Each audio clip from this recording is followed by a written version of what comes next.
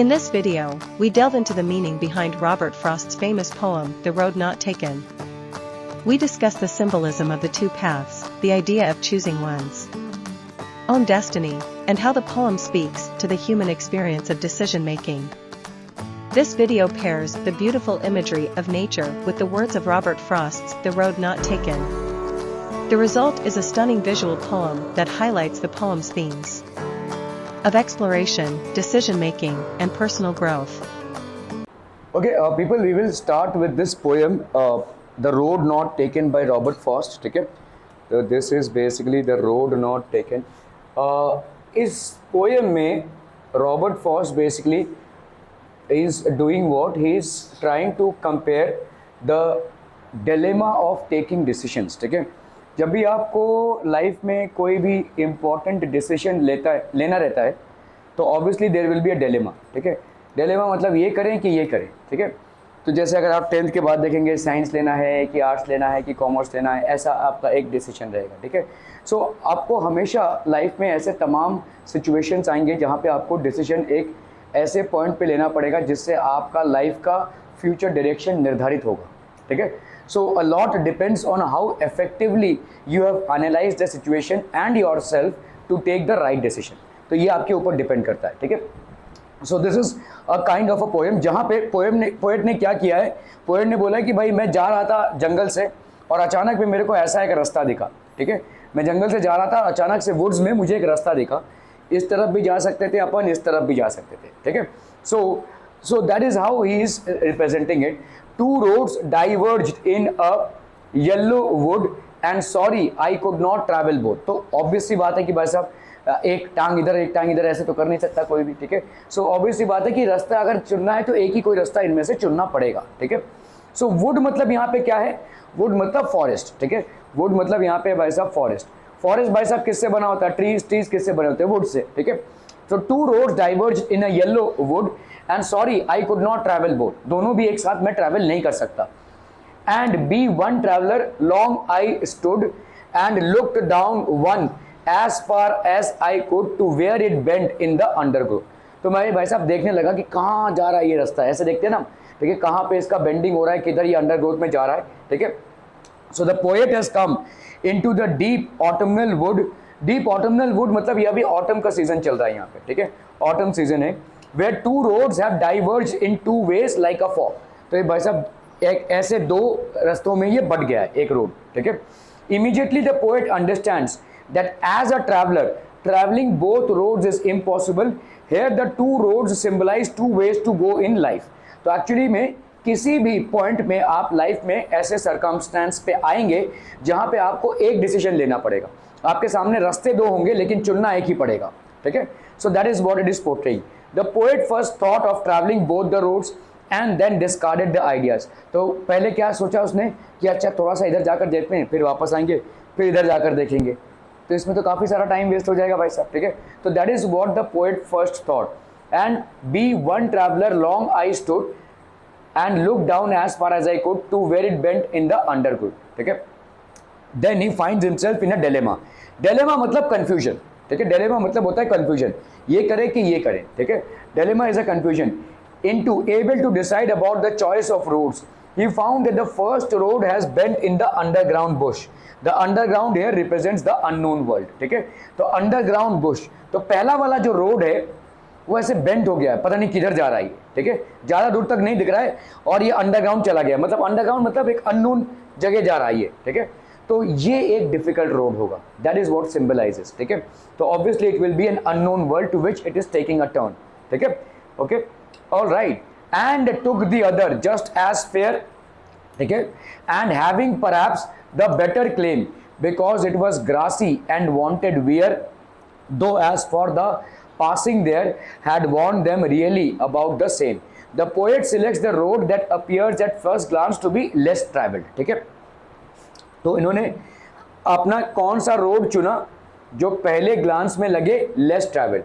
And took the other just as fair having perhaps the better claim. ठीक है, because it was grassy and wanted wear. Grassy कौन सा road होगा, घास कौन से रोड में ज़्यादा होगी, जहाँ पे लोग कम चले होंगे, है ना. भाई घास रहेगा ही नहीं ना, अगर लोग वहाँ पे निरंतर रेगुलरली चलते रहेंगे तो उस रोड में घास होगा ही नहीं।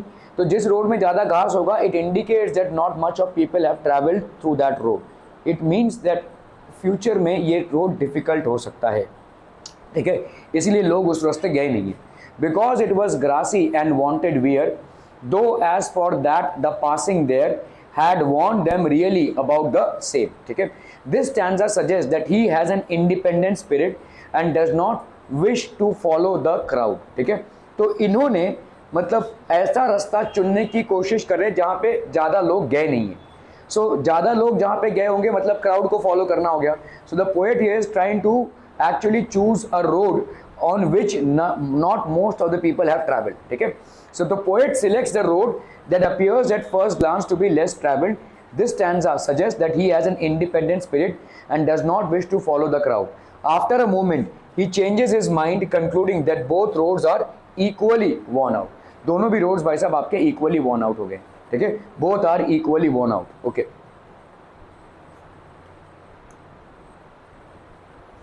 And both that morning equally lay in leaves, no step had trodden black. Oh, I kept the first for another day, yet knowing how way leads on to way, I doubted if I should ever come back, ठीक है। तो यहाँ पे explanation क्या है भाई साहब, leaves cover both the roads equally, ठीक है। तो लीव जो है तो भाई साहब इक्वली दोनों रोड्स को कवर कर रहे हैं। No one this morning has yet taken either path for the leaves lie undisturb, मतलब यहाँ पे ज़्यादा लोग आए नहीं है तो leaves are undisturb. This symbolises that the choices in life open to the path are both unknown to him, ठीक है। तो बोथ अननोन है choices. The poet remains committed to his decision to take the road he had previously selected, saying that he will save the other road for another day, किसी और दिन हम उस रास्ते जाएंगे, लेकिन अभी फिलहाल हमने इस रास्ते को चुना है जहाँ पे कम लोग चलें, ठीक है, okay. This symbolises that he will make the other choice in life only if he is not satisfied with the results of the first choice, तो फर्स्ट चॉइस का रिजल्ट अगर उसको अच्छा नहीं दिखा तो ही वो दूसरे रास्ते जाएगा, वरना नहीं जाएगा, ठीक है, okay. he observes that he will probably never pass this way again, as one path leads to another and thus will never have an opportunity to take the other road. This symbolizes that he will not be able to take the second choice in life at all, ठीक है। तो यहाँ पे क्या बोला जा रहा है देखो, he observes that will probably never pass this way again, अगर इस रास्ते वो चला गया तो फिर से शायद वापस नहीं आ पाएगा, ठीक है। will never have an opportunity to take the other road. This symbolizes that he will not be able to take the second choice in life at all, तो वो सेकंड चॉइस लाइफ में ले ही नहीं सकता है, ठीक है।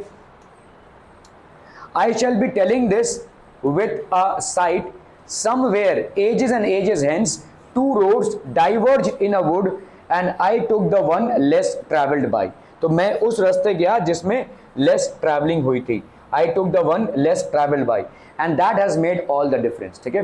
तो मेरे लाइफ में जो भी डिफरेंस हुआ है वो इस वजह से हुआ है कि मैंने वो रास्ता चुना है जहाँ पे ज़्यादा करके क्राउड नहीं गया है, ठीक है। So I took the road which has been less travelled by people and today whatever I am that is basically making the difference, ठीक है।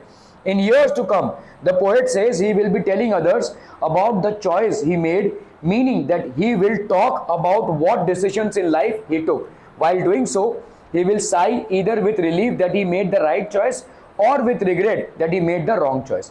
तो भाई साहब या तो पछतावा हो सकता है इस रास्ते को मैंने चुना, या तो भाई साहब मतलब हाँ चुना तो चुना, मतलब हमने इसको निभाया और आज देखो सक्सेसफुल हुए, ठीक है। Whether right or wrong, the choice will have a significant impact on his life. तो हर बार जब भी हम चूज करते हैं, ठीक है, तो यहाँ पे पोएट ने बताया कि देखो दो रास्ते हैं आपको चूज करने के लिए। एक जो रास्ता है वो डिफिकल्ट है, लेस ट्रैवल्ड है, ठीक है। द रोड नॉट टेकन मतलब क्या है, पोएट ने एक ऐसा रास्ता चुना है जो लोगों ने ज़्यादा करके अख्तियार नहीं किया है, जो लोगों ने ज़्यादा करके ट्रैवल नहीं किया है, which means that he is travelling on a difficult path, ठीक है। डिफिकल्ट पाथ, लेकिन डिफिकल्ट पाथ का रिजल्ट अच्छा होगा और लॉन्ग लास्टिंग होगा, ठीक है। So that is what he is trying to signify in this poem.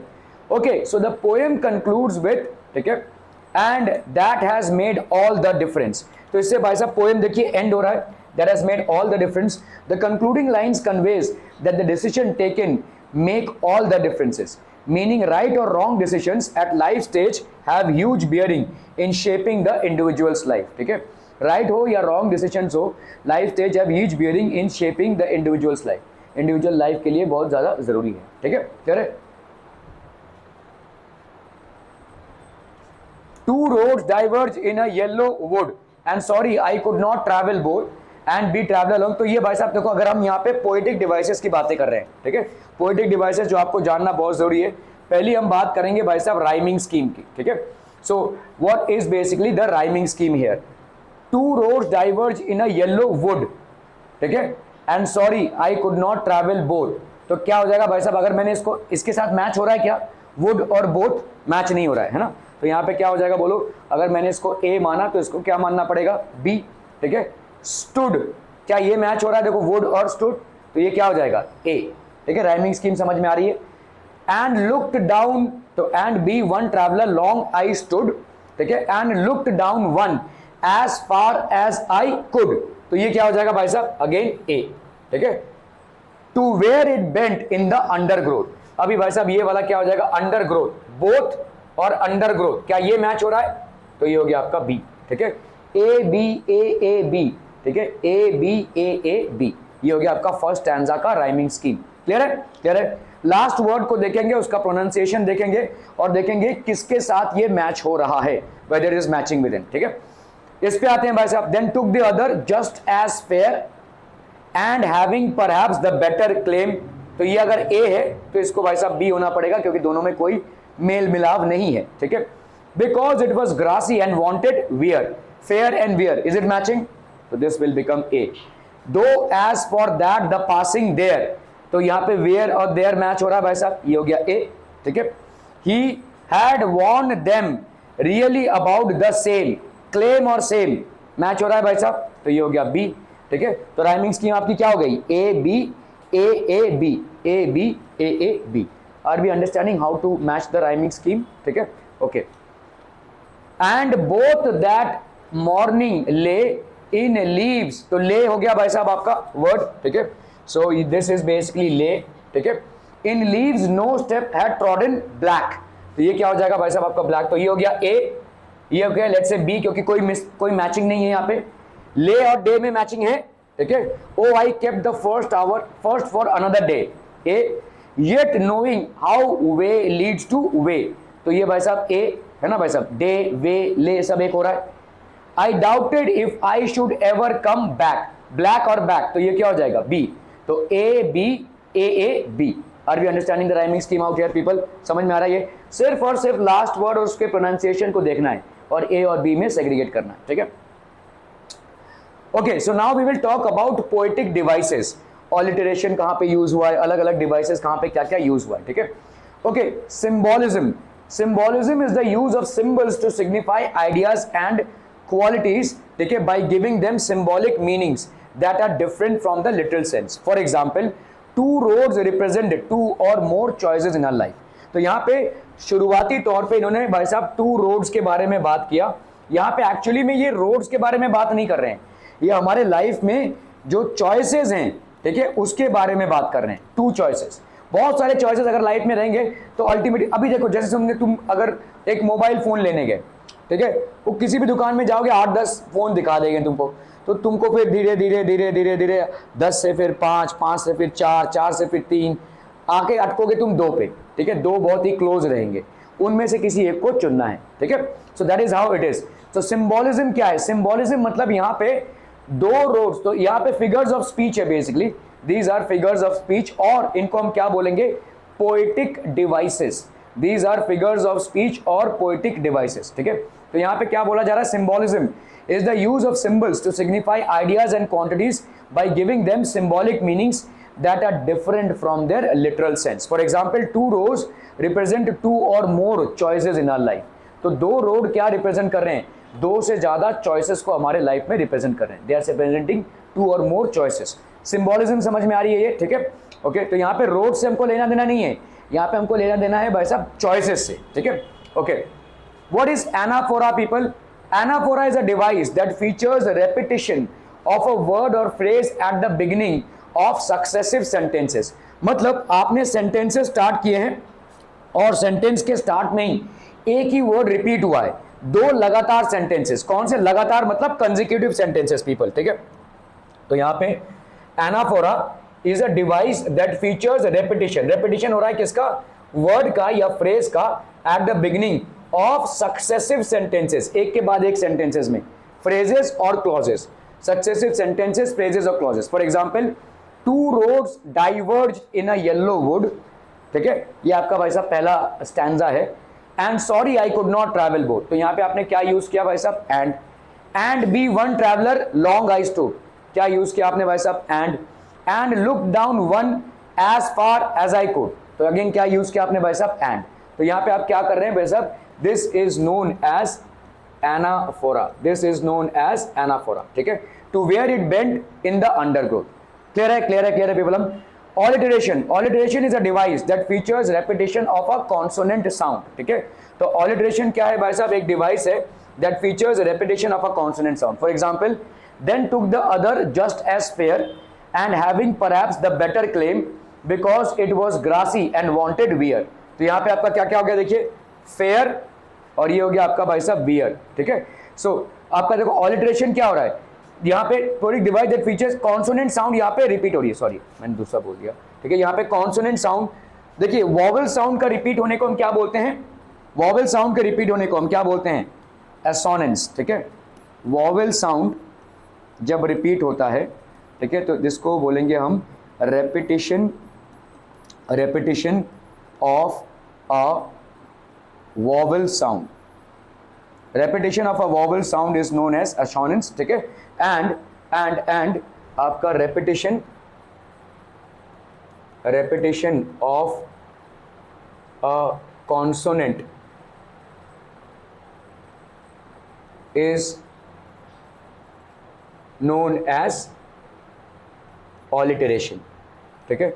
This is known as a alliteration, consonant sound, ठीक है, कॉन्सोनेंट साउंड. तो जैसे आप देखो यहाँ पे वांटेड वियर, तो यहां पे W साउंड भाई साहब कॉन्सोनेंट साउंड रिपीट हो रहा है, ठीक है, wanted and wear. So this is an example of what type of figure of speech people, alliteration, ठीक है, ऑलिटरेशन हो रहा है यहां पे. क्लियर है, are we clear on this one people? Okay okay okay.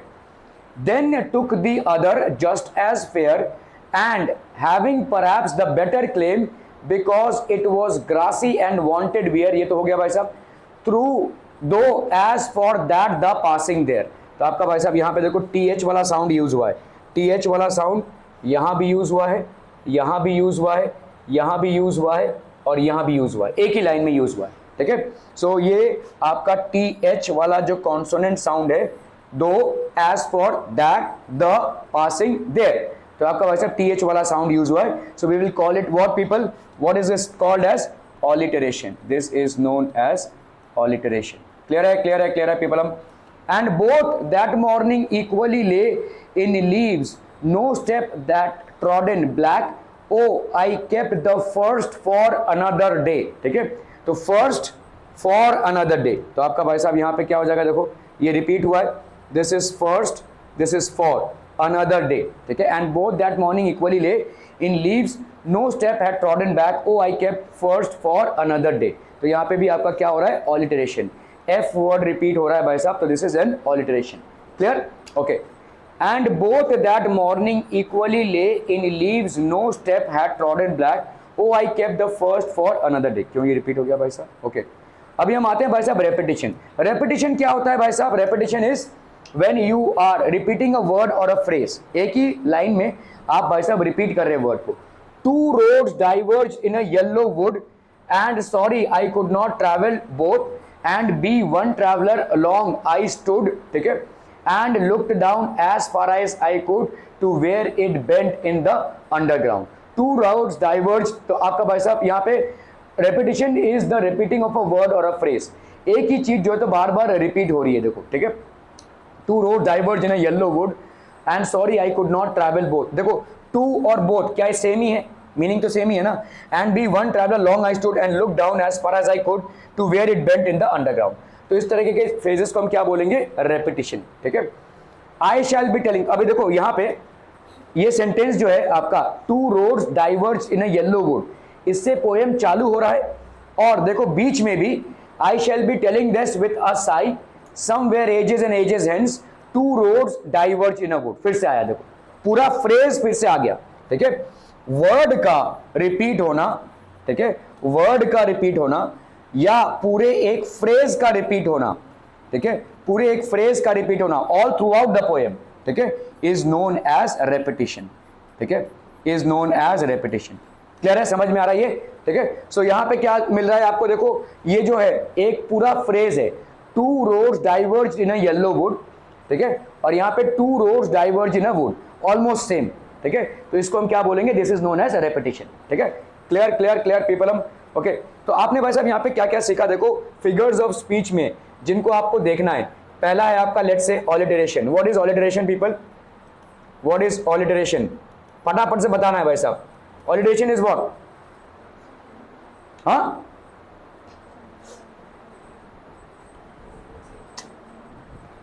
ऑलिटरेशन is भाई साहब, इतनी बार तुम लोग कर चुके हो इसको, repeating, repetition, repetition of a consonant sound, ठीक है, repetition of a consonant sound को हम क्या बोलेंगे भाई साहब, ऑलिटरेशन, ठीक है, ओके। आपका और क्या फिगर ऑफ स्पीच पढ़ा आपने भाई साहब, हाँ एक और चीज जो मैं भूल रहा हूं वो है एंजैबमेंट का, ठीक है, क्या यहां पे कुछ ज्यादा एंजैबमेंट दिख नहीं रहा है,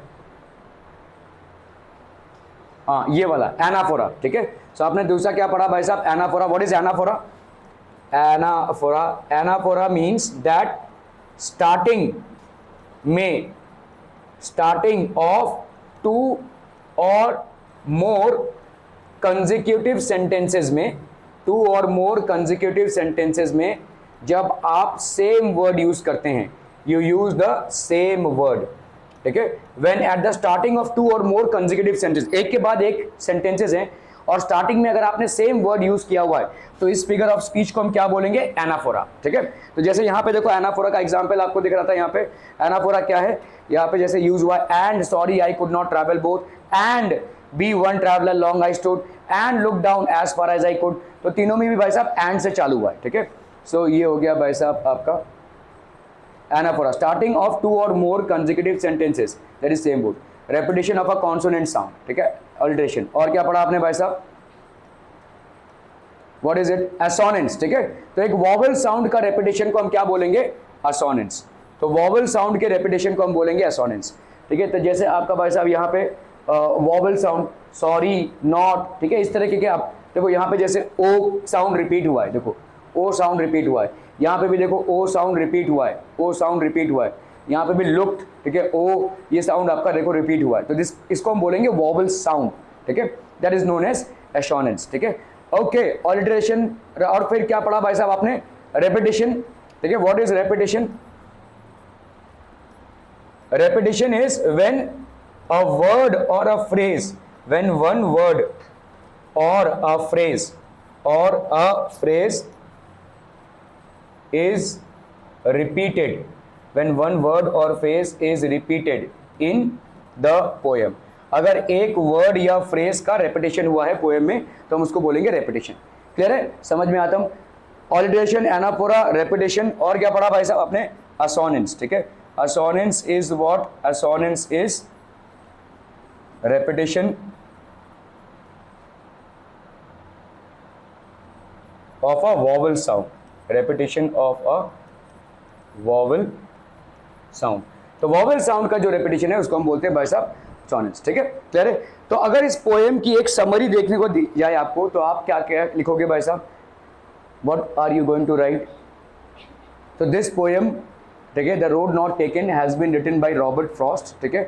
What does it convey? It conveys the dilemma that every individual faces while making a decision at any point in his or her life, ठीक है, जब वो बेसिकली डिलेमा में होता है कि ये वाला चूज करें या ये वाला चूज करें। So the poet has actually chosen a path which has been less travelled by people, ठीक है, and making a choice like this is wiser because however difficult the circumstances might be, the result is going to be great, ठीक है। तो इसीलिए poet ने इसको choose किया है, ठीक है। फिर आप क्या लिखेंगे भाई साहब, what has been the rhyming scheme, rhyming scheme तो इजीली आप भाई साहब पूरे पोएम को देखकर लिख सकते हैं। और फिर आप बोलेंगे कि what are the figures of speech that have been used, तो the figures of speech that have been used in the poem are alliteration, anaphora, repetition and assonance. So that will basically be how you will summarise the poem, जिसको आप क्या बोलते हैं, नहीं summary नहीं, जो आपको एग्जामिनेशन, हाँ, अप्रिसिएशन ऑफ द पोएम, ठीक है। सो अप्रिसिएशन ऑफ द पोएम में भाई साहब क्या क्या इंग्रेडिएंट्स होने चाहिए आपके? अप्रिसिएशन, ठीक है, अप्रिसिएशन ऑफ द पोएम, इसमें क्या क्या चीजें होनी चाहिए भाई साहब? Appreciation of the poem, what are things that should be included here people, ठीक है। पहला तो आपका भाई साहब हो गया पोएम और पोएट का नाम, ठीक है। This poem like you know, poem और पोएट का नाम हो गया भाई साहब, ठीक है। और फिर हम इसका क्या करेंगे? समरी, ठीक है।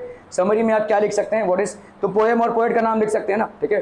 This poem that is the road not taken has been written by Robert Frost, ठीक है, ओके। उसके बाद क्या लिखेंगे भाई साहब? It portrays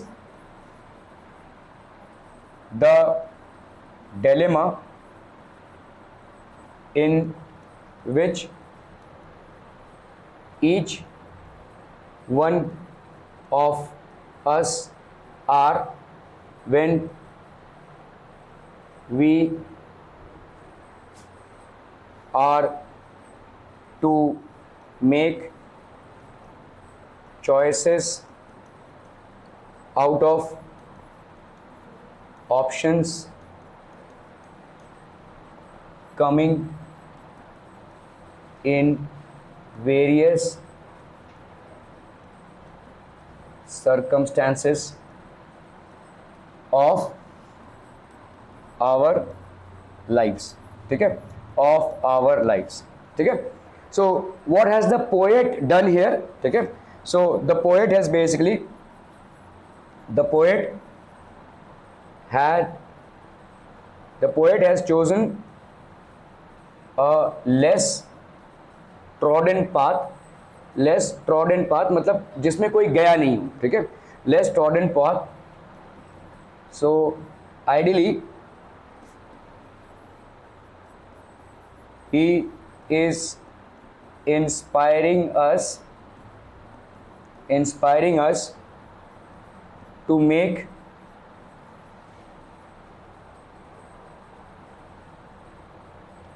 or to choose paths that are difficult because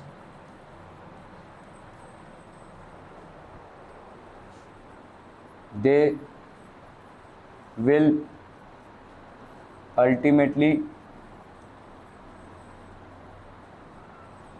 lead to success, ठीक है, they will ultimately lead to success, ये वैसा पोएट ने किया है, ठीक है।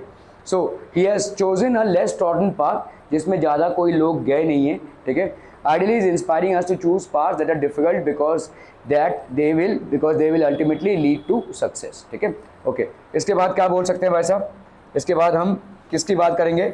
राइमिंग स्कीम की बात करेंगे, ठीक है, राइमिंग स्कीम की बात करेंगे, ए बी जो भी है, ठीक है। उसके बाद क्या करेंगे भाई साहब? पोएटिक डिवाइसेस क्या क्या यूज़ हुए? पोएटिक डिवाइसेस बोल सकते हैं हम इनको, या हम इनको बोल सकते हैं भाई साहब फिगर्स ऑफ स्पीच भी बोल सकते हैं, है ना। We can call them as figures of speech as well. So जैसे आपका सिम्बॉलिज्म यूज़ हुआ है, सिम्बॉलिज्म कहाँ पे यूज़ हुआ है? टू रोड्स को बेसिकली लाइफ के सिचुएशन के साथ कंपेयर किया गया है। Two roads are comparable to the two choices that we are making in our lives, ठीक है। Two roads are comparable to the two choices that we are making in our life. Then we have used alliteration, then poet has used basically, और क्या क्या use किया भाई साहब? alliteration, ठीक है, एनाफोरा यूज़ हुआ है, and 3 बार यूज़ हुआ है, repetition यूज़ हुआ है, assonance यूज़ हुआ है। So these are the things which have been basically used, ठीक है। तो इसको हम कंक्लूड कैसे करेंगे? ये आपको लिखना पड़ेगा भाई साहब अप्रिसिएशन में, what will you conclude this as, ठीक है। overall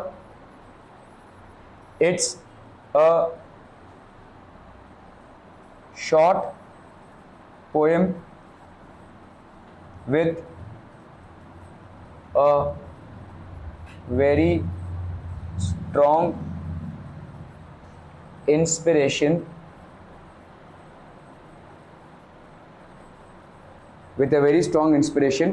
of making choices in life, ठीक है, क्लियर है? So we should never hold ourselves back in prodding upon difficult paths while pursuing our dreams. ठीक है, बस ऐसे आप अप्रिसिएशन लिखेंगे. This is how the appreciation will be written. Clear है? Are we clear on this one people? बहुत बढ़िया भाई साहब. एक मिनट भाई साहब, एक चीज़ क्यों नहीं हो रही है वही मैं देख रहा हूँ यहाँ पे.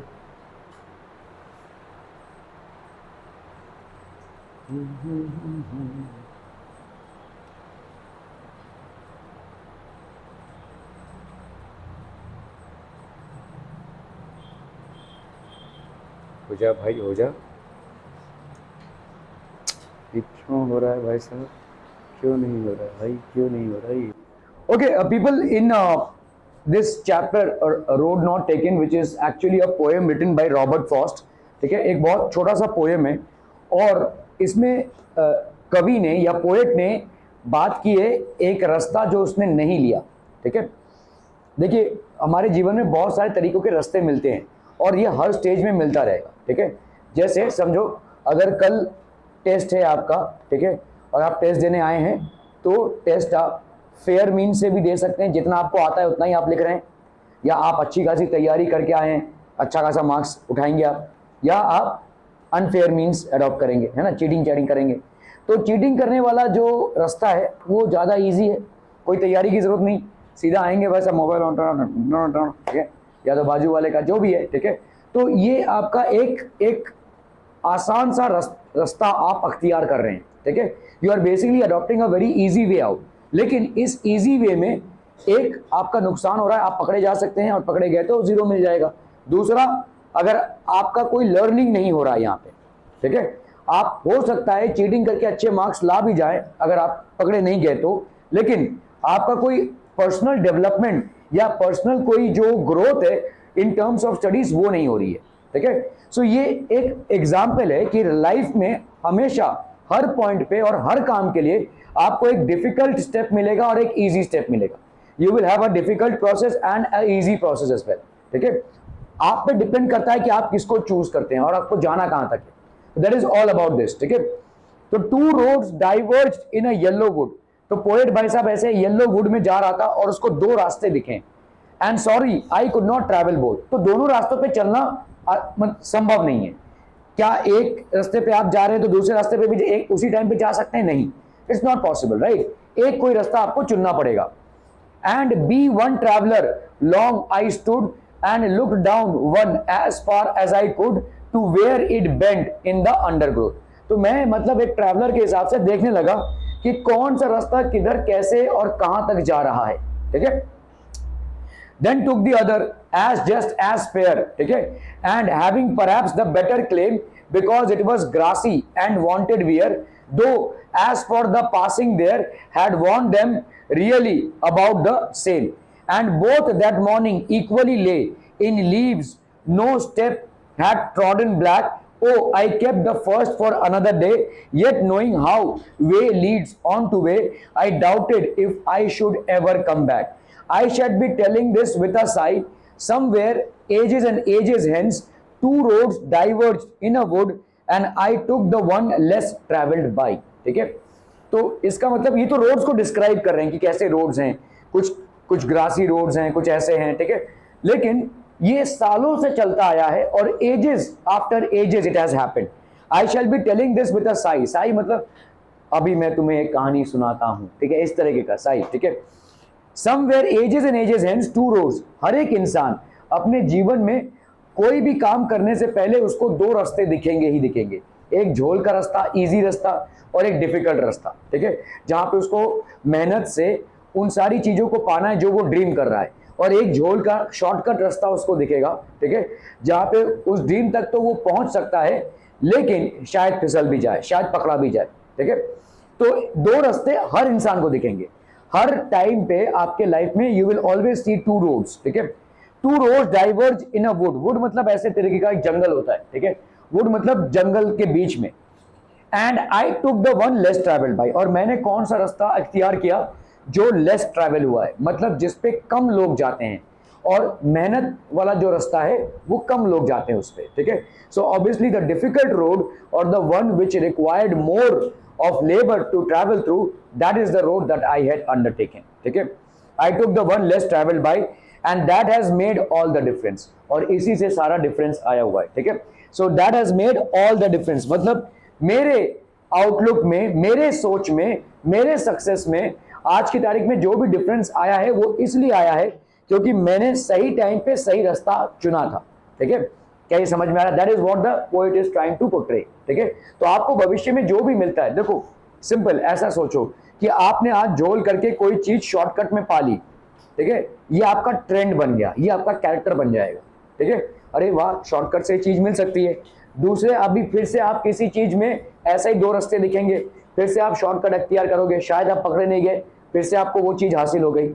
इस तरह से जीवन में शॉर्टकट से आप चीजों को हासिल कर रहे हो, शायद आप पकड़े नहीं गए, अगर पकड़े गए तो भाई साहब बर्बाद, लेकिन अगर आप नहीं पकड़े गए तो आपको क्या लगता है कि इसका कोई रिजल्ट नहीं आएगा। कल को जब आपका परिवार होगा, कल को जब आपके बच्चे होंगे, तो वो भी ऐसा ही एक्सपेरिमेंट करेंगे, क्योंकि वो भी ऐसा ही आपको करते और देखते आए हैं, ठीक है। They will see you doing this and they will also do the same, ठीक है। और कोई चीज एक के लिए सक्सेसफुल हो सकती है, दूसरे के लिए नहीं, कहीं ना कहीं वो पकड़े जाएंगे और फिर आफत आएगी, ठीक है।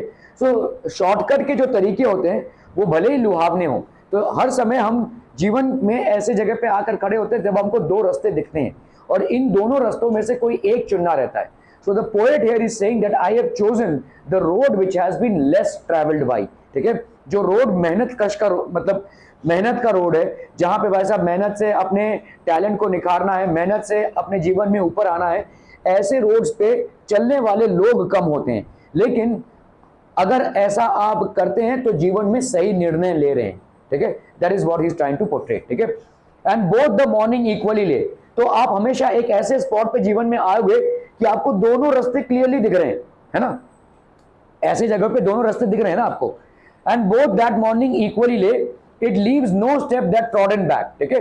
It leaves no step that trodden back, मतलब क्या दिख रहा है यहाँ पे, इन दोनों रास्तों में कोई भी ऐसा रास्ता नहीं दिख रहा है कि मतलब लोग वापस आ रहे हैं। देखो जब लोग एक डायरेक्शन में जाते हैं तो आपको घास एक तरफ दिखता है ना, वरना इस डायरेक्शन में किसी भी लोगों का दिखने, देखो जब आप ऐसे चल रहे हैं तो ऐसे चल रहे हैं, ठीक है। सो आपके पैर के नीचे जो लीव्स आएंगे वो ऐसे दबेंगे, और जब आप ऐसे चल रहे हैं तो पैर के नीचे लीव जो है वो अलग डायरेक्शन में दबेंगे। तो यहाँ पे क्या दिखा रहा है, मतलब इन दोनों रास्ते पे जो भी लोग गए वो वापस नहीं आए, मतलब अपने मंजिल तक तो पहुंच गए ये, ठीक है। It leaves no step that trodden back, ठीक है। Oh I kept the first for another day, मैंने क्या किया, एक चॉइस कर लिया और पहला वाला रास्ता मैंने छोड़ दिया, ठीक है, किसी दूसरे दिन इसको ट्राई करेंगे, ऐसा सोचा मैंने, ठीक है। Yet knowing how way leads on to way, I doubted if I should ever come back. तो एक रास्ता कैसे दूसरे रास्ते को जन्म देता है कि मुझे लग रहा था कि शायद ही मैं कभी वापस आऊं इस रास्ते से, ठीक है। Then took the other as just as fair and having perhaps the better claim, ठीक है। better claim मतलब ज्यादा करके लोग बोल रहे हैं कि इस रास्ते पे जाना चाहिए क्योंकि ये शॉर्टकट है, झोल का रास्ता है, ठीक है। Because it was grassy and wanted wear, though as for the passing there had warned them really about the same, ठीक है, had warned them really about the same। एक मिनट, ये वाला है।